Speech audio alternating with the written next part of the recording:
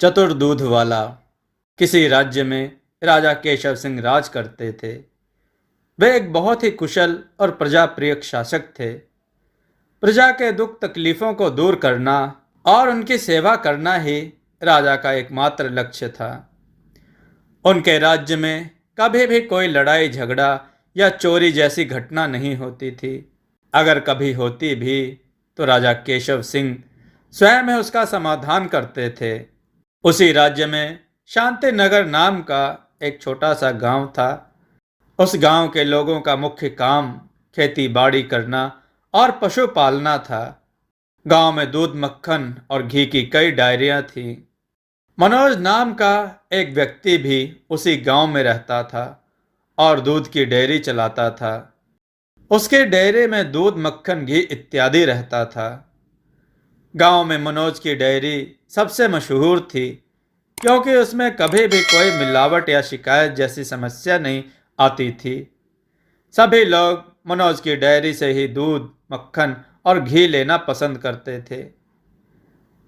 एक ग्राहक बोला, अरे मनोज भाई, जरा 2 किलो दूध और 1 किलो मक्खन देना। दूसरा ग्राहक बोला, मनोज भाई, मुझे भी 1 किलो दूध और आधा किलो घी देना। जल्दी करना, मुझे घर भी जल्दी जाना है। मनोज ने कहा, अच्छा भाई, 2 मिनट रुको, मैं जल्दी जल्दी देता हूँ। इसी तरह सुबह से लेकर शाम तक मनोज की डेयरी पर ग्राहकों की भीड़ लगी रहती थी। उसी गांव में रमन नाम का एक व्यक्ति रहता था। उसने यह अनुभव किया कि शहर में बिकने वाला ब्रेड, केक और पास्ता अब गांव के लोग भी खाना पसंद करते हैं। रमन ने इसका लाभ उठाते हुए उसी गांव में एक बेकरी खोल दी। रमन भी अपने काम के प्रति ईमानदार और सरल स्वभाव का था। धीरे धीरे ग्राहक रमन की बेकरी पर भी जाने लगे और सामान खरीदने लगे। गांव में रमन की बेकरी को लेकर चर्चा होने लगी। दो दोस्त आपस में बात करते हुए बोले, अरे भाई, मुझे पता है गांव में एक नई बेकरी खुली है। सुना है वहां पर ब्रेड, केक और पास्ता जैसा खाने का सामान मिलता है। पहला दोस्त बोला, हाँ, सही कहा। मैं सोच रहा हूँ आज शाम कुछ ब्रेड के पैकेट ले जाऊं। इस तरह दिन ब दिन रमन के दुकान पर ग्राहक बढ़ने लगे और उसकी बेकरी भी काफी चलने लगी। एक दिन शाम को मनोज रमन की बेकरी के सामने से गुजर रहा था। उसने सोचा, चलो मैं भी कुछ पैकेट ब्रेड ले लेता हूँ। मनोज रमन की बेकरी के पास गया और उससे बोला, भाई, जरा 10 पैकेट ब्रेड के निकाल दो। रमन 10 पैकेट ब्रेड निकाल कर मनोज को दे देता है और मनोज उसे लेकर घर आता है। वह अपनी पत्नी से कहता है, देखो, आज मैं 10 पैकेट ब्रेड के लेकर आया हूँ। हमारे दुकान पर ग्राहकों की काफ़ी भीड़ रहती है। मैं इन पैकेटों को अपने डेयरी पर रखूँगा। अगर ग्राहक इसे खरीदते हैं तो कल से मैं रोज़ और भी ज़्यादा ब्रेड के पैकेट खरीद लूँगा। अगली सुबह मनोज इन पैकेटों को लेकर अपनी डेयरी पर जाता है और उन्हें सामने रख देता है। ग्राहक आना शुरू होते हैं। वह दूध, मक्खन और घी के साथ कुछ ब्रेड पैकेट के भी ले लेते हैं और देखते ही देखते 10 ब्रेड के पैकेट साफ हो जाते हैं। यह देखकर मनोज कहता है, अरे वाह, ब्रेड के पैकेट तो बहुत जल्दी ही बिक गए। कल से मैं और ज़्यादा पैकेट लेकर आऊँगा। जब वह डेयरी बंद करके घर लौट रहा था तो उसने रमन से कहा, अरे भाई, 20 पैकेट ब्रेड के निकाल दो। यह सुनकर रमन ने पूछा, अरे भाई, तुम रोजाना इतने ब्रेड के पैकेट का क्या करते हो? आखिर तुम क्या काम करते हो? मनोज बोला, अरे भाई, इसी गांव में मैं डेयरी का काम करता हूँ। मेरे डेयरी पर लोग दूध, घी और मक्खन खरीदने के लिए आते हैं। गांव में मशहूर डेयरी है मेरी। रमन बोला, अच्छा, बहुत अच्छा है। सुनकर बहुत अच्छा लगा। यह लो 20 ब्रेड की पैकेट, और हाँ, मेरी बेकरी पर भी काफ़ी ग्राहक मक्खन की मांग करते हैं। तो तुम एक काम करना, क्यों ना तुम अपनी ही दुकान से यहाँ मक्खन भिजवा दिया करना। इससे तुम्हारा भी काम होता रहेगा और मेरा भी। मनोज बोला, अच्छा ठीक है, कल से मैं तुम्हारे लिए मक्खन ले आया करूँगा और यहाँ से ब्रेड ले जाया करूँगा। अब कुछ दिन ऐसा ही चलता रहा। मनोज हर रोज 1 किलो मक्खन रमन को देता और वहां से कुछ ब्रेड के पैकेट अपने लिए खरीद लेता। एक दिन रमन अपनी बेकरी पर बैठकर कुछ सोच रहा था। तभी अचानक उसकी नजर मनोज के लाए मक्खन पर पड़ी। उसने सोचा, अरे भाई, मैं इससे कब से मक्खन खरीद रहा हूं, मैंने तो कभी इसका वजन ही नहीं किया। वह अपने नौकर से कहता है, जरा इस मक्खन को मशीन पर तो रखना। रमन का नौकर मक्खन को मशीन पर रखता है तो रमन देखता है कि मक्खन का वजन 900 ग्राम ही है।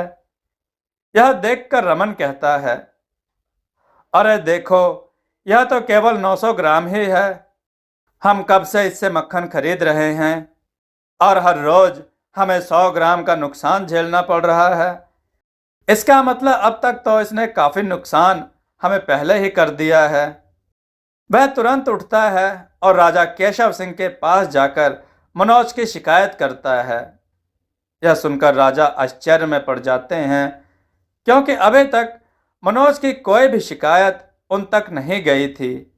आज यह पहली बार था। रमन ने अपनी बात को और पक्का करने के लिए सामने रखी मशीन पर मनोज के लाए मक्खन को रख दिया।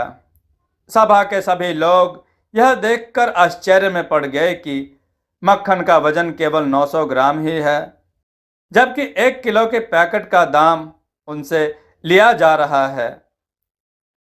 राजा ने मनोज को बुलवाने का आदेश दिया। कुछ समय बाद मनोज और रमन दोनों राजा के सामने हाजिर हुए।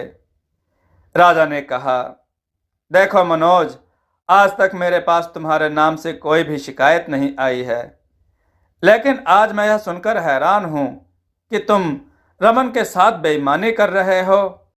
उससे 1 किलो ब्रेड का पैकेट लेकर बदले में 900 ग्राम वजन में ही दे रहे हो।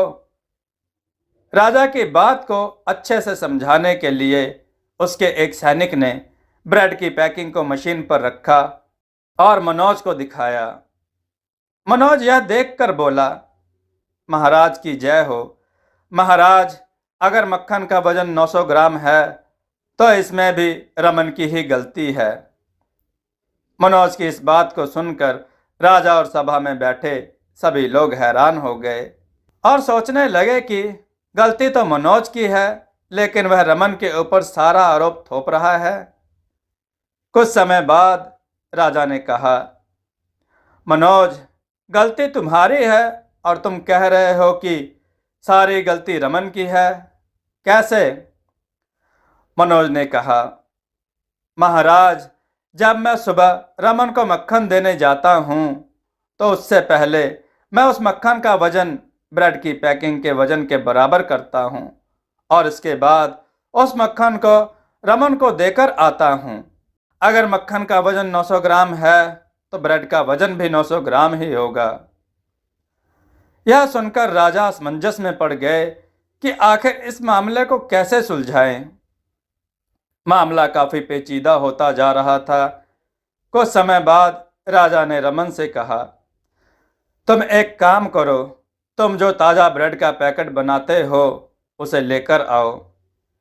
राजा के ऐसा कहने पर रमन अपनी बेकरी पर जाता है और वहां से ताजे ब्रेड का पैकेट लेकर आता है।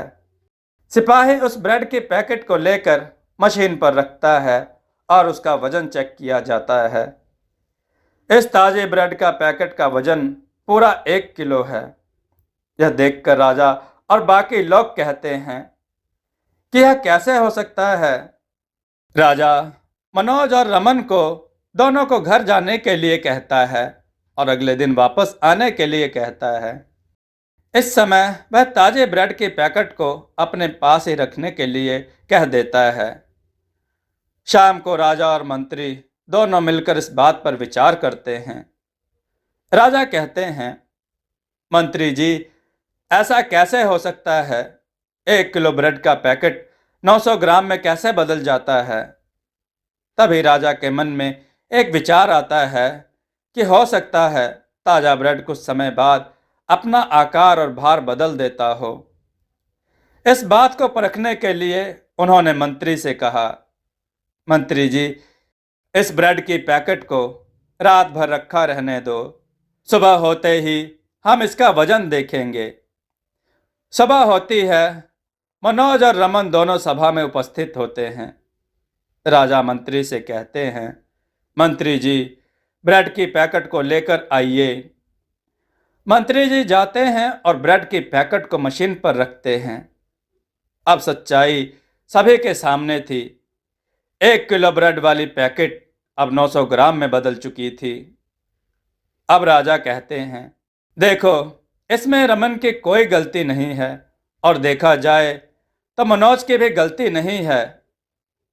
जब रमन ताजी ब्रेड की पैकेट का वजन करता है तो वह 1 किलो का ही वजन करता है, लेकिन जब मनोज रात भर उसे अपने पास रखता है तो सुबह होने के बाद उसका वजन करके बदले में मक्खन के बराबर करता है तो वह 900 ग्राम के बराबर हो जाता है।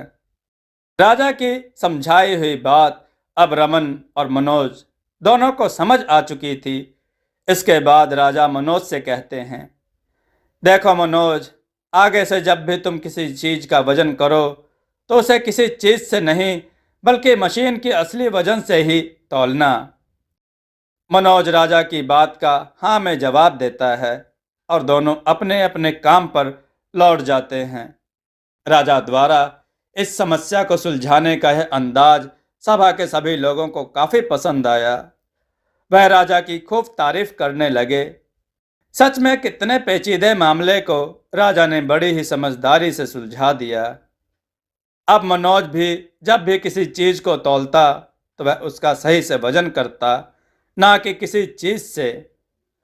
अब रमन और मनोज दोनों मिलकर अपना काम आगे बढ़ाने का सोचते हैं और मिलकर काम करते हैं। गांव में उनकी दोस्ती की खूब तारीफ होती है और सभी उन्हीं दोनों से सामान खरीदते हैं।